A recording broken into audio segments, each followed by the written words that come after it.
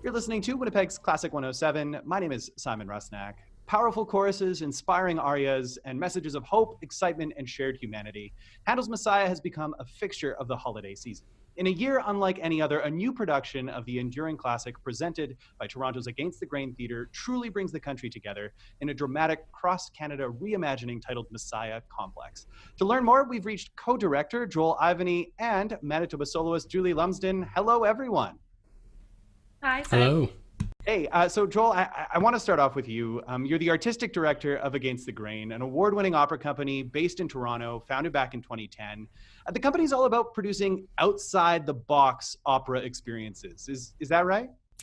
That's what we've kind of stumbled our way into and found that people really enjoyed this type of experience kind of outside of the theater, outside of the opera house, and when you immerse yourself in something new that really added to the element of what was being produced at the same time. Though you're based in Toronto, I think Winnipeg audiences may know you, at least a small audience. I think you performed Bohème back at the Pyramid Cabaret. I think it was like a year ago or something like that. Not exactly the standard place for opera in town. If you can imagine that, we did this cross. We drove from minivans from Banff back to Toronto and ended up getting all the way over to Yukon as well. So doing bohèmes and bars, and the Pyramid Cabaret was one of those fantastic memories that we have where opera in unexpected places. So this particular production doesn't exactly just go outside the box. I think it removes it altogether because there just isn't a box big enough. The Toronto Symphony Orchestra, 4 choirs, 6 languages, 12 soloists, all in the midst of a global pandemic that's brought performing and gathering to a halt. I can only imagine the logistics that went into this, but I'm wondering if we can go back to the very beginning. How did this get started? Yeah, in 2013 and again in 2015, we had presented a choreographed and staged version of Handel's Messiah, which really stood out in contrast to the other offerings that were being done in Toronto. And we were ready to revive that production in 2020, but again, the theater was booked and we were looking to get bigger and grander. And then the pandemic hit and we had to adapt like everyone else. And instead of going quiet, we really decided to see what could be possible. And so we pivoted to saying, rehearsals are different for video as opposed to performing arts. And so we opened up the traditional 4 soloist spots to say, wouldn't it be interesting if we could film and have a soloist represented from every province and territory across Canada?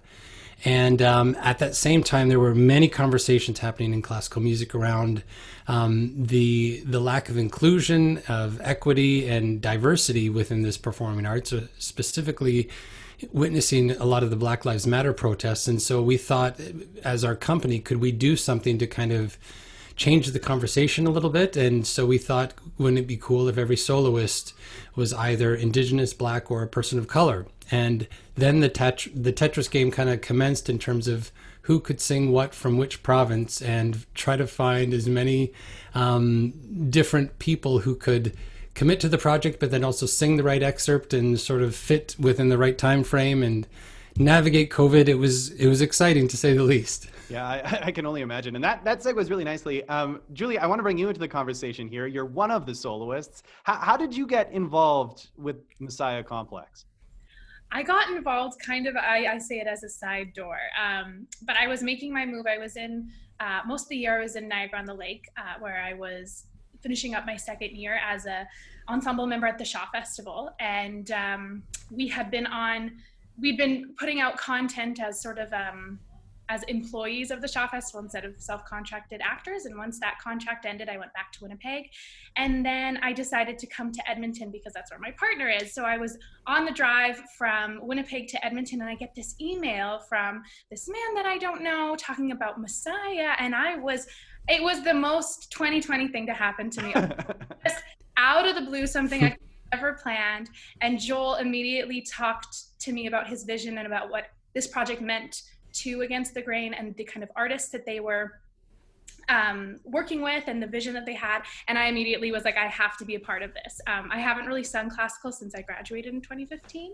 I've mostly been working in theater and musical theater. And so to come back to the classical world with such open arms in a space that really, I think, that really tapped into each of the artists' individuality and what they have to bring to the piece that is so monumental and so classic.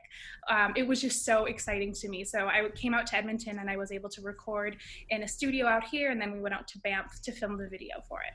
Yeah, I mean, I did want to touch on a lot of those things, but I mean, it's just like what a project this must have been. And just to go back, I mean, we know each other from the Faculty of Music, and you completed your classical voice degree there. And then, yeah, following your career, you've been doing a lot of acting, a lot of musical theater work.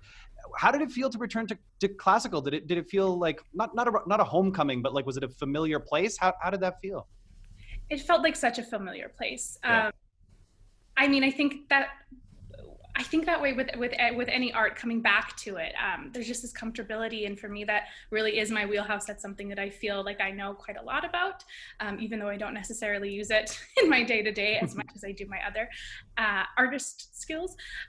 But to be able to come back again into the space that was so welcoming and really wanted, that Joel and Renata really wanted me to bring myself to it, that was something that I hadn't experienced yet in the classical world. And it was so exciting to me that they really were looking for my voice in this historic piece that can sometimes feel a little intimidating when you're coming at it, especially as someone who's been away from the classical world for a while.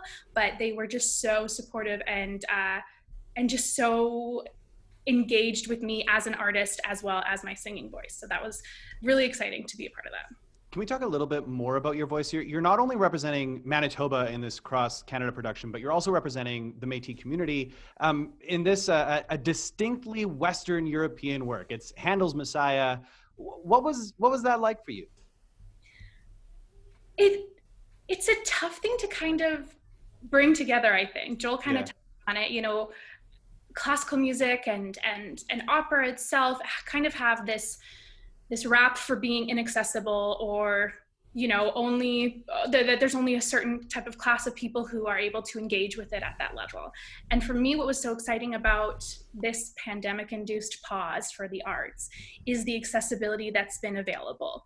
The fact that my family in Winnipeg is able to see this, that it's free, that it can be shared online. I think that this is so exciting for not only the artists involved, but for the art form at large, that we're able to bring these offerings to people who might not be able to have afforded them, or who might not have felt comfortable in that theater, or the list goes on and on. And so to be able to remove those barriers and say, we're bringing this to you, not only is it a wonderful performance of the Messiah, but you're going to see people that you never thought you would see sing this. You're going to hear it in languages that you could have never imagined that you were going to hear the Messiah in, and you're going to be transported literally across our nation. I am just so excited for people. I mean, even my family didn't necessarily grow up with classical music, and for the chance for them to be able to see the Messiah in this way, I just think is groundbreaking in so many ways. So the accessibility for me is so exciting, that communities who, might just be excited to hear the Dene language spoken in classical music, or Arabic, or anything like that. It offers an in to so many more communities, I think, than our standard Messiah does. Yeah, all about making that inclusive and a recentering of this kind of long-standing tradition. Joel, I want to come back to you. I mean, obviously, it has been a year, 2020, and that's putting it mildly. We should clarify, all of this has been pre-recorded, right? Outdoor, physically distant performances. Nothing about this is your standard Messiah, right? Absolutely nothing. It looks pretty standard, but if you kind of looked behind the curtain, you would say, how on earth did you do that? And why on earth would you do that? Every health protocol was followed at the time that it was both recorded from an audio standpoint and video standpoint. And so even some things we just were able to get done based on how things were done. But my goodness, in terms of like shower curtains and plastic and everything and individual pod sessions, there was a lot of isolation, but it doesn't come across that way, which is kind of a technical feat for everyone who is involved in this. Yeah, you mentioned some of those challenges. I mean, singers singing with shower things around them. I mean, there was a lot working against you, and I mean, I guess you're used to working against the grain. But like, why was it important to you to undertake a project such as this now? For us, it was kind of, we needed hope, we needed focus for ourselves as a company to simply pour our energy and focus into.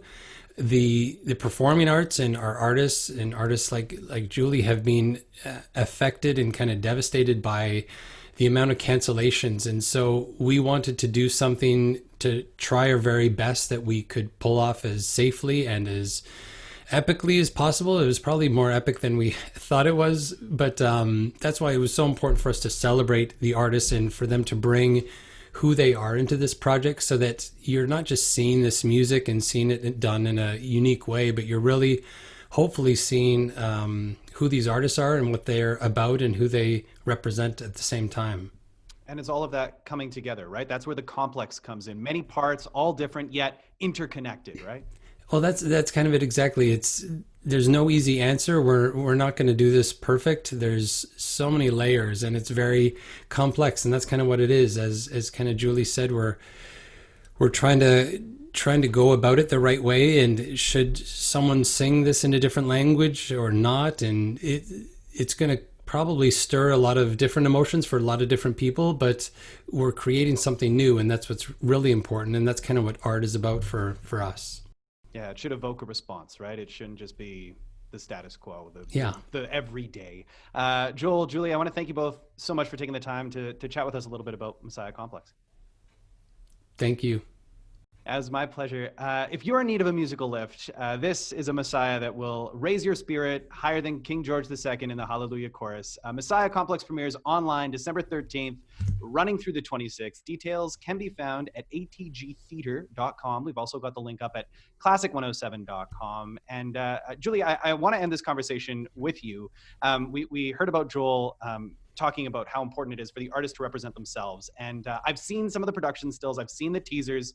We should definitely clarify it's not like anywhere in Manitoba. I think it's very, very clear that, you're not at Garbage Hill or something like that. In Winnipeg, it's very majestic, but you're also wearing, your Métis sash, and you've got your mucklucks on, and we're going to hear the aria that you perform. Would you mind telling us what we're going to hear?